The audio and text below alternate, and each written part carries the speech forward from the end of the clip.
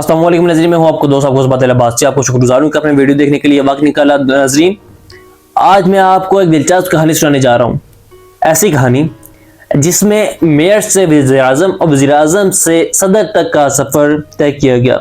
ऐसी कहानी जिसमें सदर पर डिक्टेटरशिप के इल्ज़ामात लगते रहे। ऐसी कहानी जिसमें अपोजिशन को दीवार से लगा दिया गया।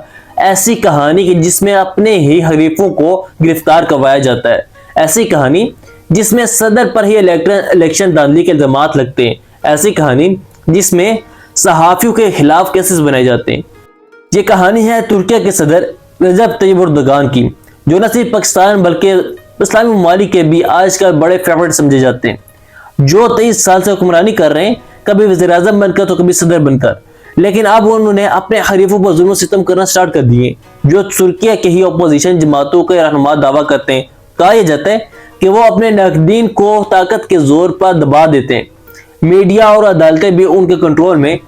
आज इस्तांबुल के मेयर की गिरफ्तारी हुई। तुर्की हुकाम ने सदर तैयब एर्दोगान के हम सियासी हरीफ और इस्तांबुल के मेयर अकरम इमामोग्लू को बदउनवानी और दहशतगर्दी से ताल्लुक रखने की तहकीकात में हिरासत में ले लिया। इससे एक रोज कबल ही इस्तांबुल के यूनिवर्सिटी ने मेयर इस्तांबुल इमामोग्लू की डिग्री को मंसूख किया था। नाज़रीन, होता क्या है? ये खबर मुल्क के अगले इंतखाबात के सदर के ओहदे का इंतखाब लड़ने के लिए इमामोग्लू के इल्जाम को एक बहुत बड़ा झटका है।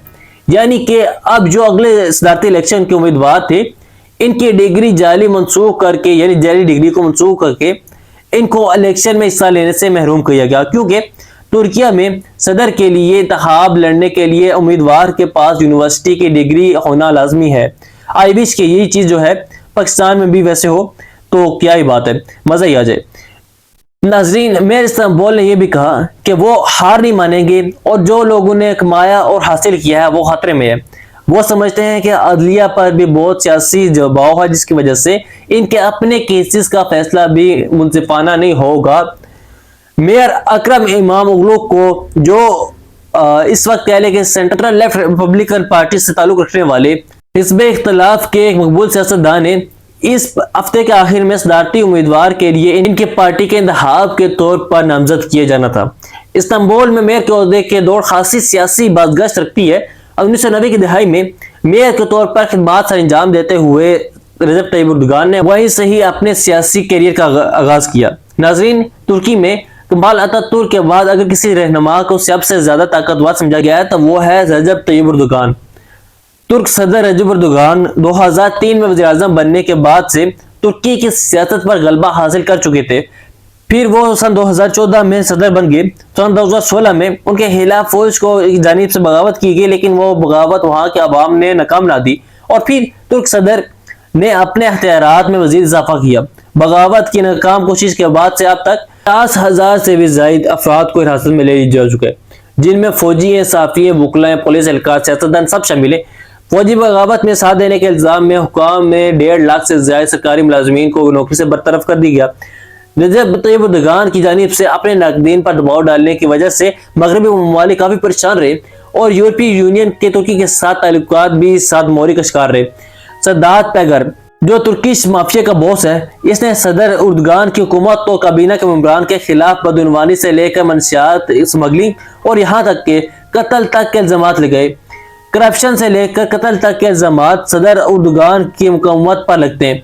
इन इल्जामात के बाद एर्दोगान जो है, इनके मशीर का नाम है कोर कमास क्राशा, उन्होंने इस्तीफा दे दिया। खुद तैयब एर्दोगान के अपने बेटे बिलाल एर्दोगान पर भी करप्शन के इल्जामात हैं।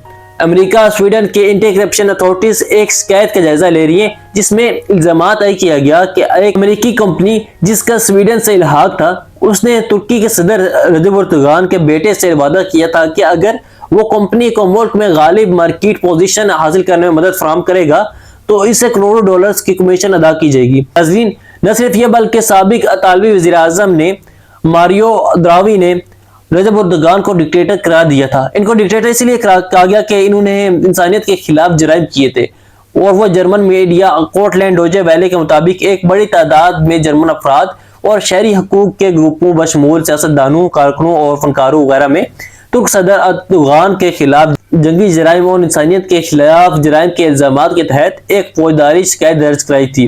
دوستوں یہ سب کہانی تھی رجب طیب اردگان کی، جو غزہ کے لیے حق نعرہ لگا کر آواز تو بلند کرتے ہیں، ان کے شانہ بشانہ بھی کھڑے ہوتے ہیں، اسرائیل کا ظلم و بربریت کے خلاف آواز تو اٹھاتے ہیں، ہاں لیکن وہ صرف آواز ہی ہوتی ہے، کیونکہ وہ اسی اسرائیل کے ساتھ تجارت بھی کرتے تھے۔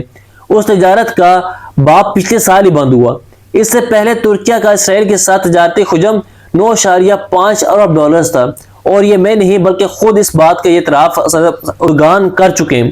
ترکیہ اور اسرائیل کے دوسرے تجارتی پارٹنر تھے جو غزہ کی جنگ کے بعد نہیں رہے، لیکن اس سے پہلے بھی سینکڑوں دفعہ غزہ پر حملہ کیا گیا تھا، لیکن تب یہ تجارتی راہداری معاہدہ ختم نہیں ہوا تھا۔ یہ تھی ناظرین وہ کہانی جس کا آپ کو بتانا مقصود تھا۔ آپ نے بہت خیال رکھیے۔ اللہ نگہبان۔